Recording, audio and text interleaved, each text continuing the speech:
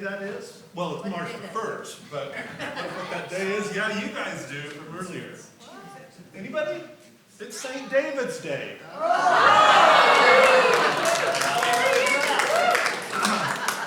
Patron saint of Wales. The country, not the animal. And poetry. And also, I have a cathedral. There's a St. David's Cathedral. Good to see you all this morning. Come, come, whoever you are, wonder, worshiper, lover of leaving. Ours is no caravan of despair. Come, yet again, come. Come, come, whoever you are, wanderer, worshiper, lover of leaving. Ours is no caravan of despair. Come, yet again, come. Good morning. Welcome to First Unitarian Church. It's so good to see you all. Welcome to those who are joining us online. I'm really glad you're here. Welcome to those who are joining us from Ogden. Welcome to you. And a special welcome to our guests and visitors. We're really glad that you gave us a try this morning, and I hope that you'll stay after worship, have some coffee with us, and let us get to know you a little better. Let's begin with just a few announcements. Tomorrow night is our monthly community dinner. We'll start with a potluck at 6 o'clock and activities for all ages beginning at 6:45. Please bring a dish to share and join the fun.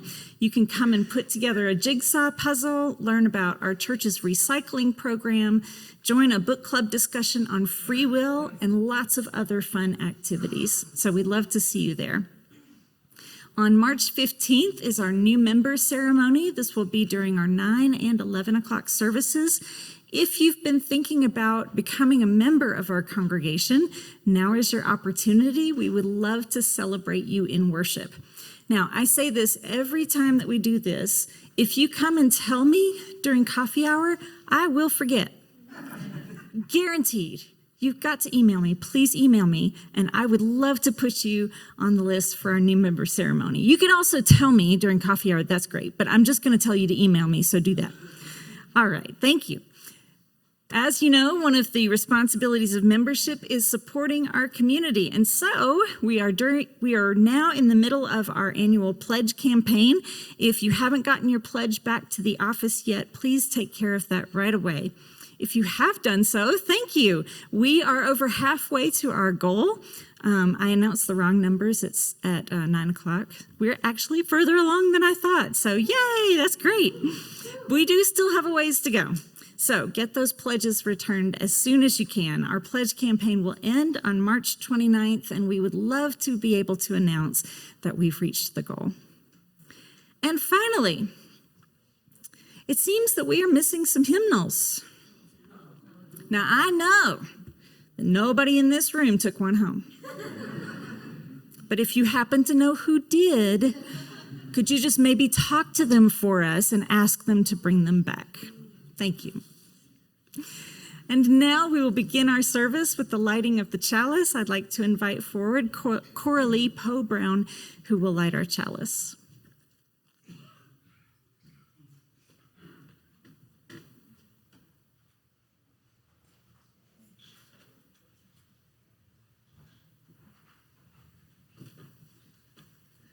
We light this chalice knowing that I, not events, have the power to make me happy or unhappy today.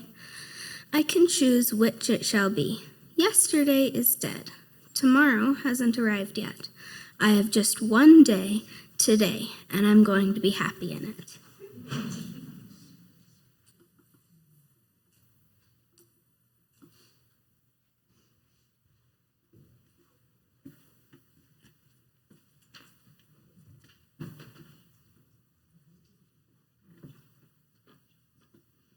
Thank you, Coralee.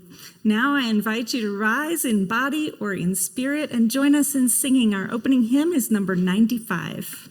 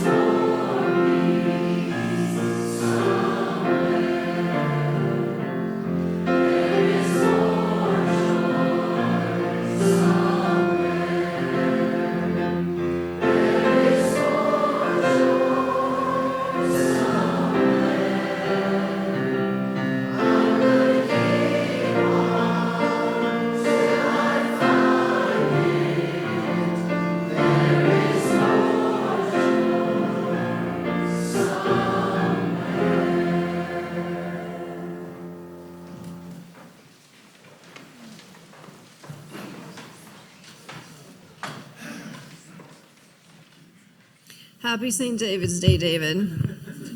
My friends, it is the 1st of March, which means that there is a new lay ministry theme. We have a new theme every month. This month, our theme is balance. So I'm happy to welcome up our first lay minister of the month, Hana Harper, who will speak on balance.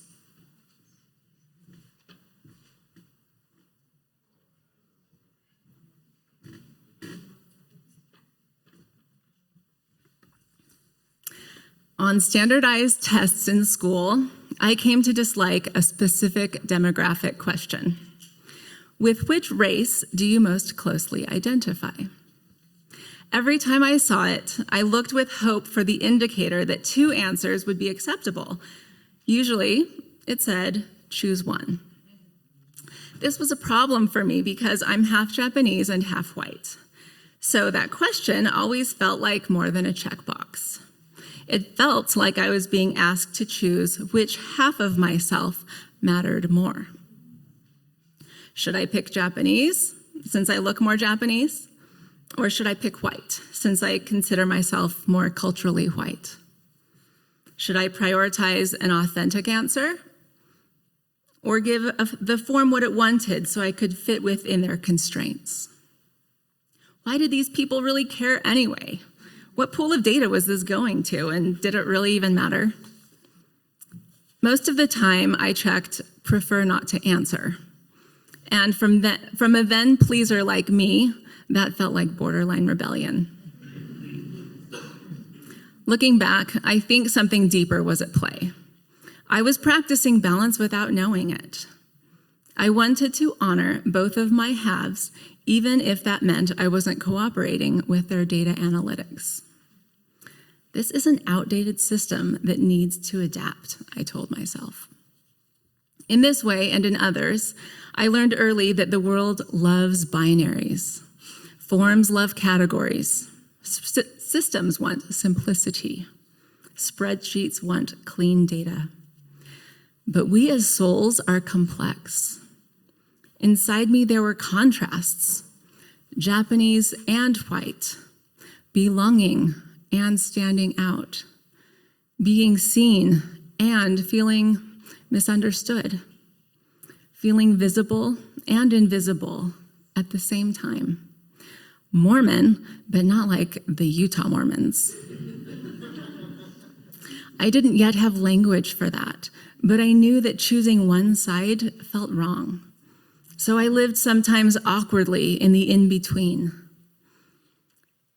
There's a Buddhist teaching that says, no mud, no lotus. The lotus flower is a powerful symbol in Hinduism and Buddhism because it doesn't grow in clear water. It requires mud for its roots to grow. The roots then rise through the murky waters and, on the surface, they bloom clean and untouched. For the lotus, the mud is not optional. It's essential. Without the mud, there are no nutrients, no growth, and no blossom. That discomfort I felt, that not fitting neatly feeling, that was my mud. And over time, it taught me something. It taught me encountering our wholeness can often feel messy. That balance isn't about perfect symmetry. It's about learning to live with complexity. For a long time, I mistakenly thought balance meant getting things right, or juggling a full schedule by somehow finding time to love and laugh and put my feet up at the end of the day. But real balance, I've learned, often looks like uncertainty. It's being willing to say, I'm not sure yet. It's living inside the question. We are all asked in different ways to choose between parts of ourselves. Are you faithful or doubtful? Independent or connected? Productive or restful? Hopeful or realistic? Do we have to pick sides? Balance reminds us we are invited to integrate. In astronomy, scientists teach that the universe is formed in spirals. There are rotating pinwheels of stars, gas, light, dust, and time. These elements don't move in straight lines. They curve and expand, a sign of balance between forces. Likewise, it's okay for us to return again and again to the same questions, still learning. When to speak and when to listen, when to hold on and when to let go. Balance isn't something we master, it's something we practice. Remember that test question I didn't like very much? Choose one, it said. I'll close with some better questions. Where in your life are you being asked to choose between parts of yourself? Where are you tempted to simplify something that is meant to be complex? Where might balance look less like certainty and more like compassion? Balance teaches us this. We don't have to rush the answers, and we don't have to fracture ourselves to belong. We are whole today.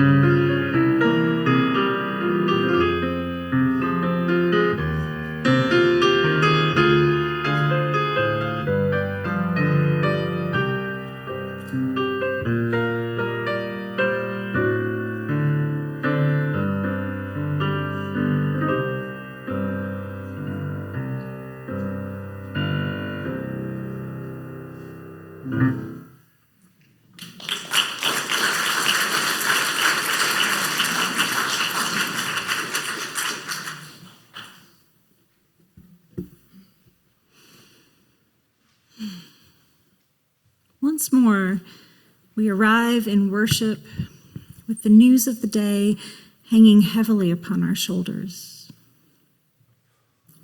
Once more, with war and conflict and death in the headlines pinging at us from our pockets. Once more, trying to get through the ordinary business of life while knowing that today is so far from ordinary for so many people. We wonder how joy could fit into a life of this kind of ordinariness. This morning I bring you this poem by Tess Taylor. And as you listen, I invite you into a space of curious, questioning prayer or reflection.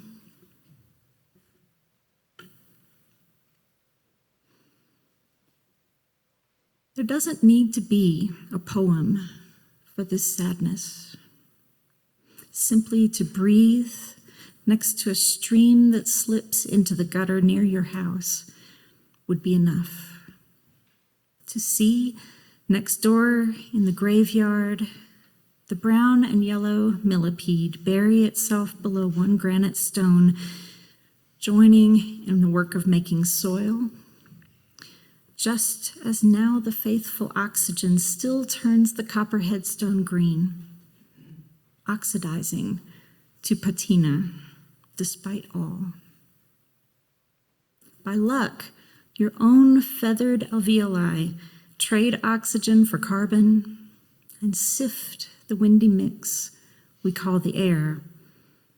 This happens, going on invisibly, even if no one remembers how, and even if it seems that pain is a volatile molecule, grief bonding unpredictably to things.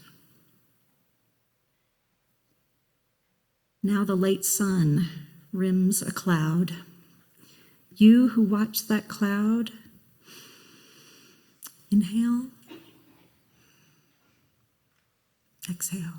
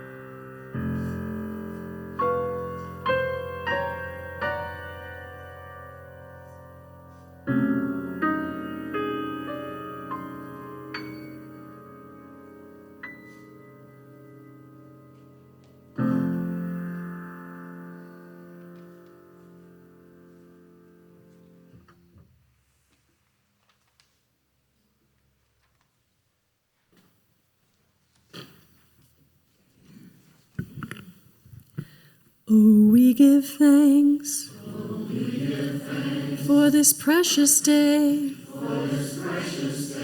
for all gathered here, and those far away,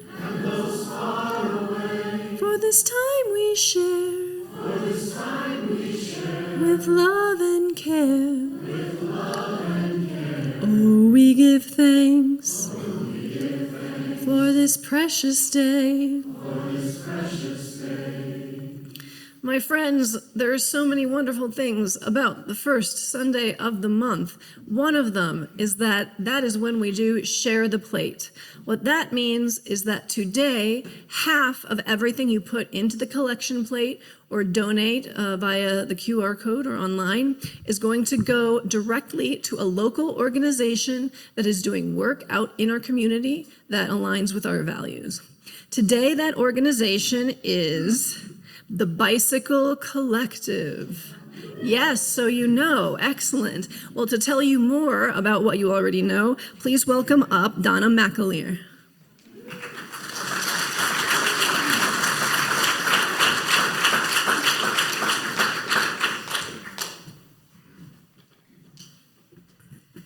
Thank you.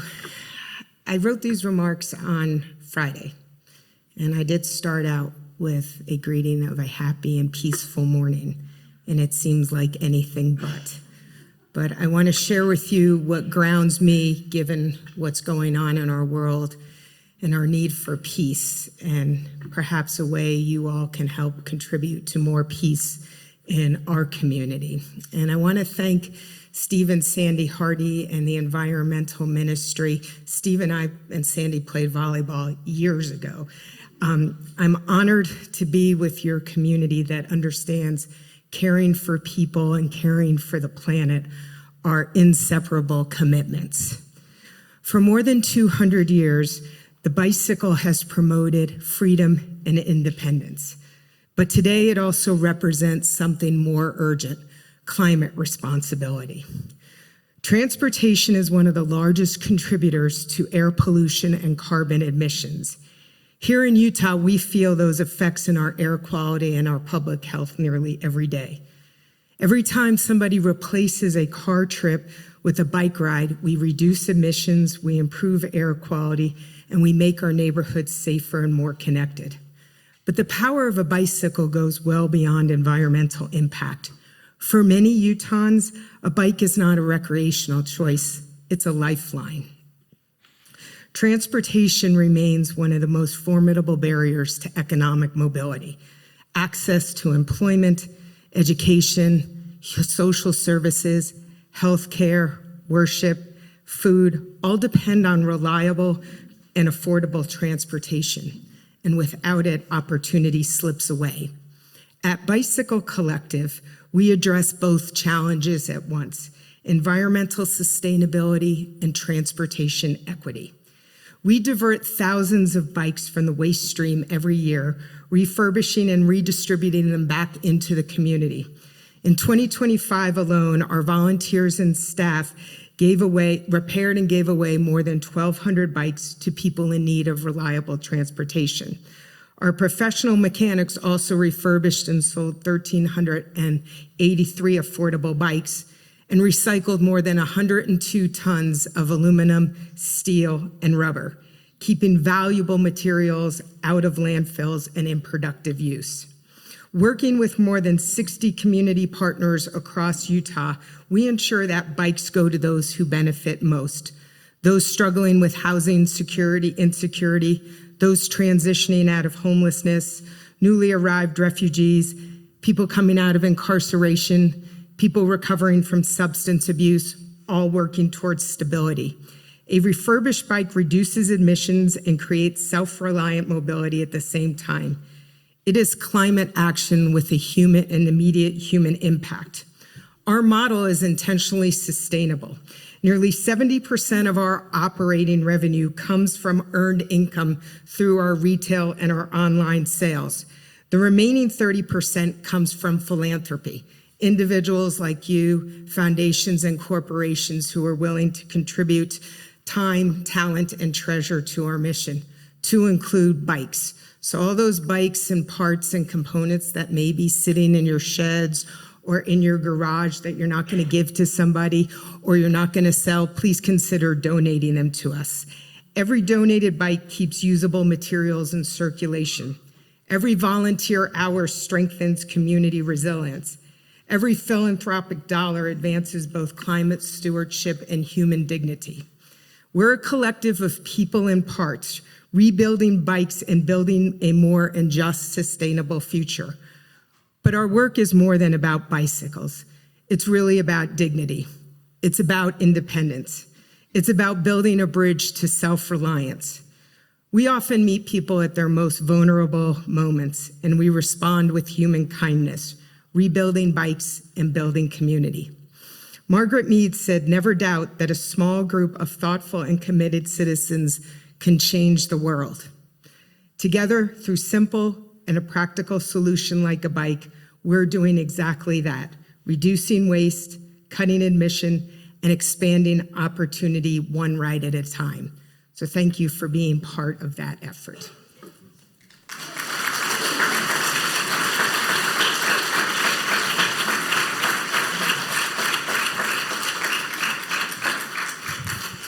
The offering for the work of the church and the Bicycle Collective will now be gratefully received, and please take this time to greet one another as well.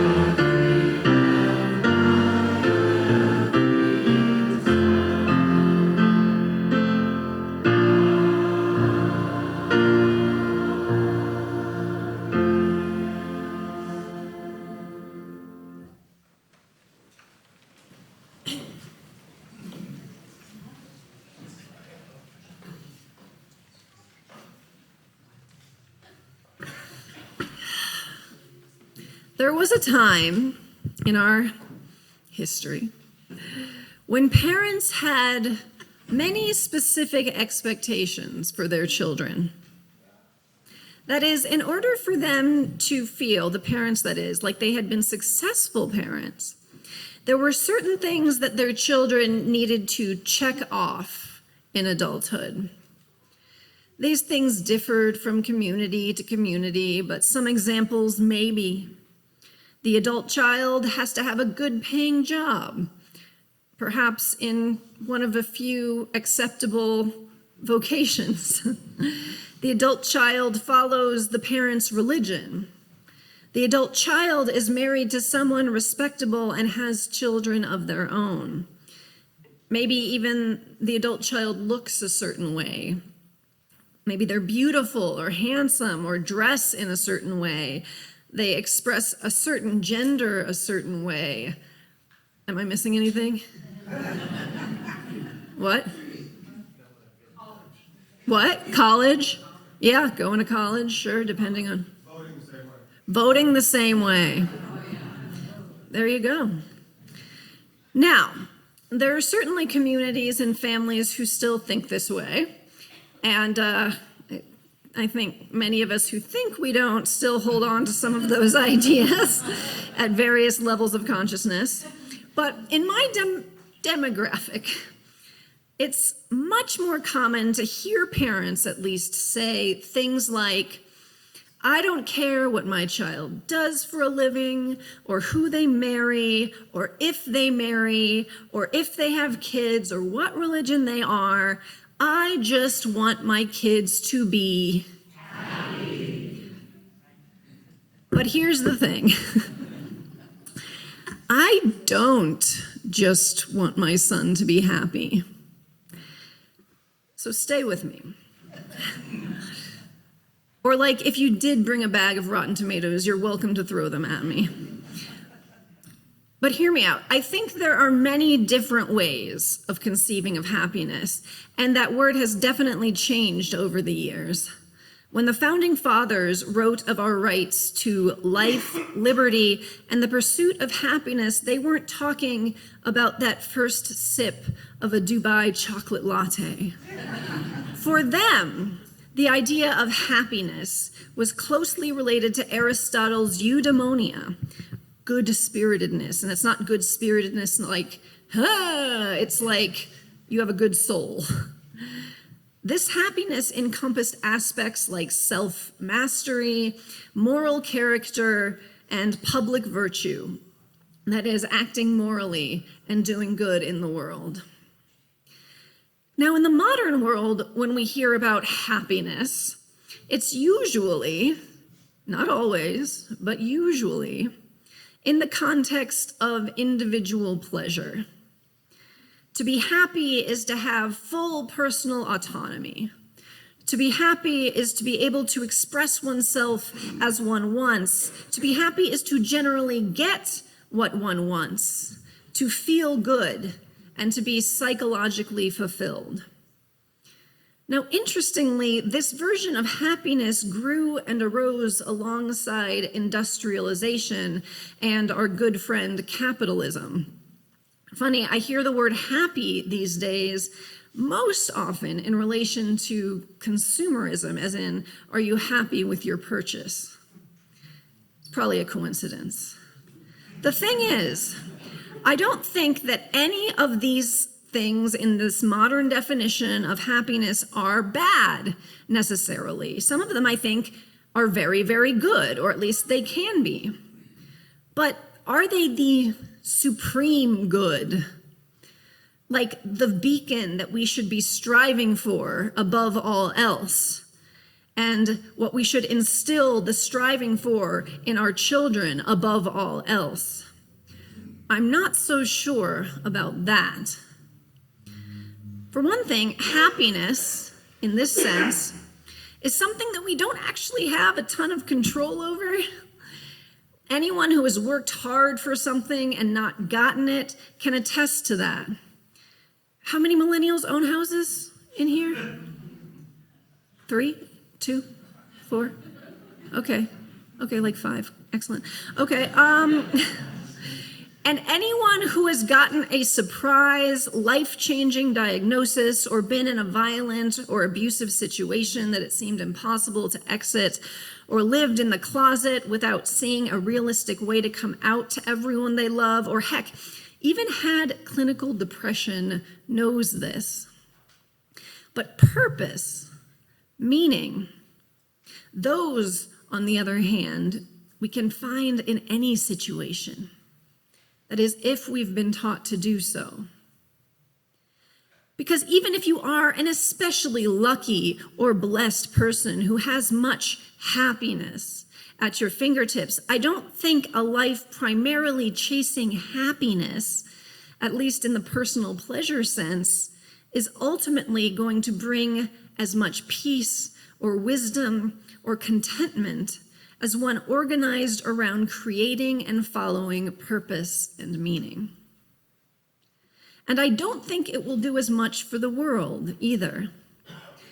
And I do believe that we have a responsibility to make the world a better place and not just smile a lot.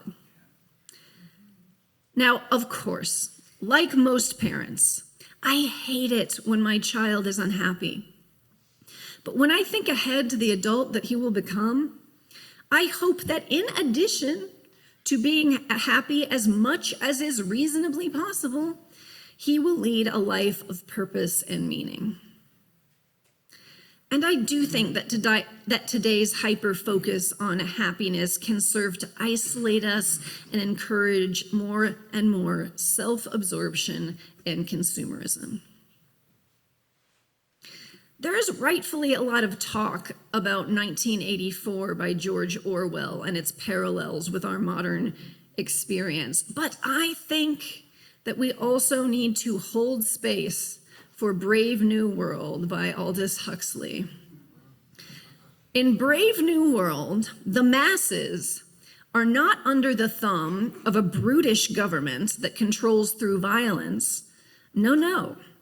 Instead, this society is organized entirely around efficiency, profit, and pleasure.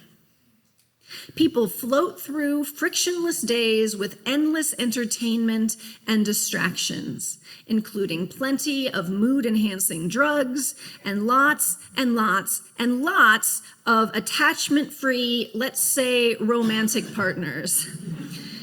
Everyone gets what they want, and no one wants what they can't get. The totalitarian government doesn't need to threaten people with violence to get them to behave or to keep them from seeking out truth. Rather, the truth is drowned in a sea of distraction and shallow pleasures. Sugar, cheap synthetic clothes, drugs, serial romance, easy travel, and spectacular, salacious films. I'm still talking about the book, by the way. The leaders of this dystopia are well aware of what they are doing. As one puts it, quote, "Industrial civilization is only possible when there is no self-denial. Self-indulgence up to the very limits imposed by hygiene and economics. Otherwise, the wheels stop turning." This book, written in the 1930s, is absolutely eerie to read today. One detail that struck me is that all of their clothes are synthetic and cheap and wear out quickly, and it is actually considered immoral to try to mend them when they start to fall apart. Because the good citizen is supposed to regularly throw out their clothes when they get a hole or lose a button or when they just don't like them anymore, because buying a new one is better for the economy and therefore better for the system. The more stitches, the less riches. The idea of purpose and meaning is what must be suppressed in this society. In one scene, a high-ranking government official censors a well-researched biology paper that suggests that life evolves to fill specific purposes in nature. After he writes "not to be published" across the cover, he muses, "A pity. It was a masterly piece of work. But once you begin admitting explanations in terms of purpose, well, you didn't know what the results might be. It was the sort of idea that might easily decondition the more unsettled minds, make them lose their faith in happiness as the sovereign good, and take to believing instead that the goal was somewhere beyond, somewhere outside the present human sphere. That the purpose of life was not the maintenance of well-being, but some intensification and refining of consciousness, some enlargement of knowledge, which was, the controller reflected, quite possibly true, but not in the present circumstance admissible." He picked up his pen again and under the words "not to be published" drew a second line, thicker and blacker than the first, then sighed. What fun it would be, he thought, if one didn't have to think about happiness. Perhaps the polar opposite of the dystopian Brave New World is Viktor Frankl's Man's Search for Meaning. Frankl was a Jewish Austrian psychologist and neurologist who survived Auschwitz in World War II. After the war, he wrote about his experiences and the perspective that he credits with helping him through these unspeakable years of suffering.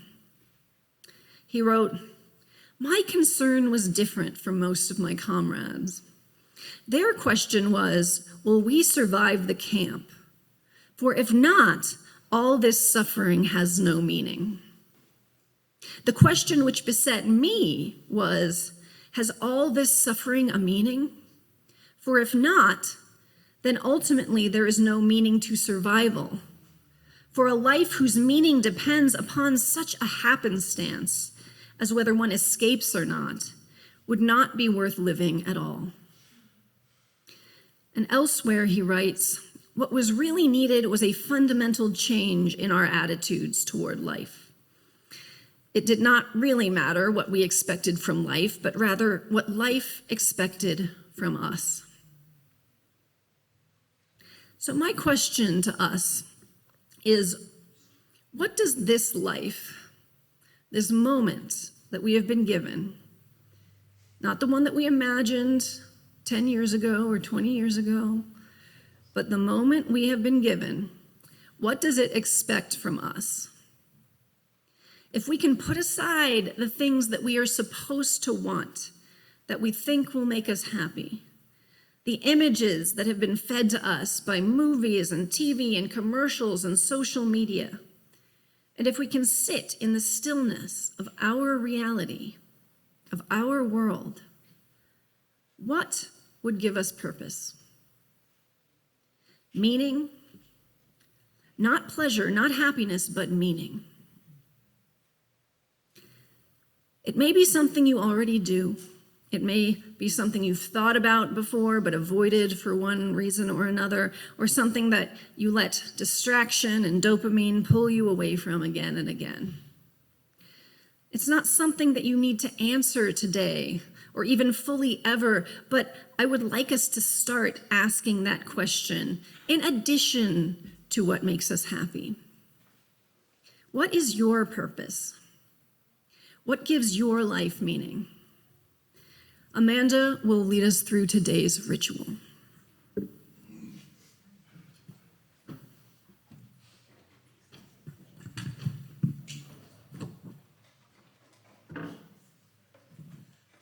So happiness is a feeling that will come and go. All feelings do. You're never feeling the same thing all the time, thank goodness. Meaning is different. Meaning does not always feel good.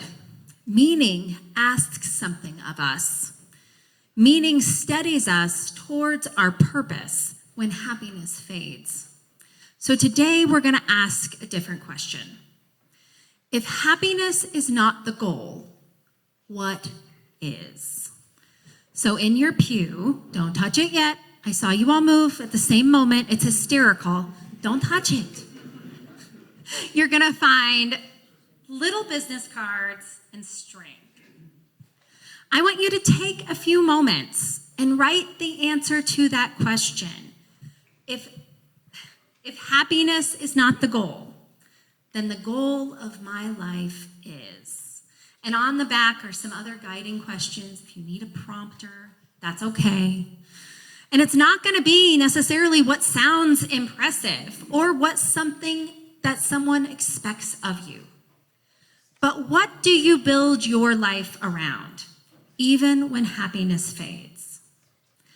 And then when you're finished, you're going to take that string and you're going to tie knots in the string for each thing of meaning that you've attached to it. Because meaning is something that we bind ourselves to, something that requires tension and attention. This will serve as your reminder as you go today that you take this tension with you as you build your life. All right, friends, go forth.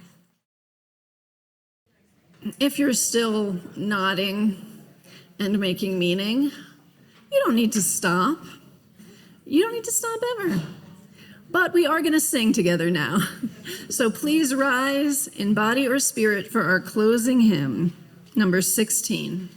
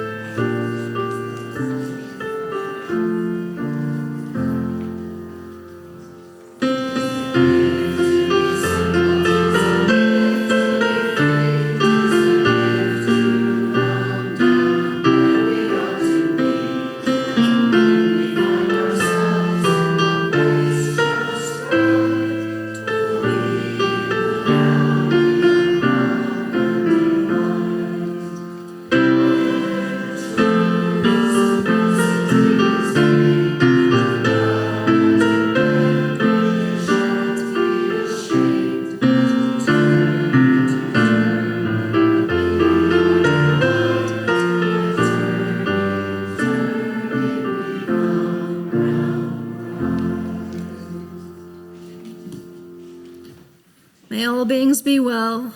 May all beings be content. May our actions be bonded to our deepest values.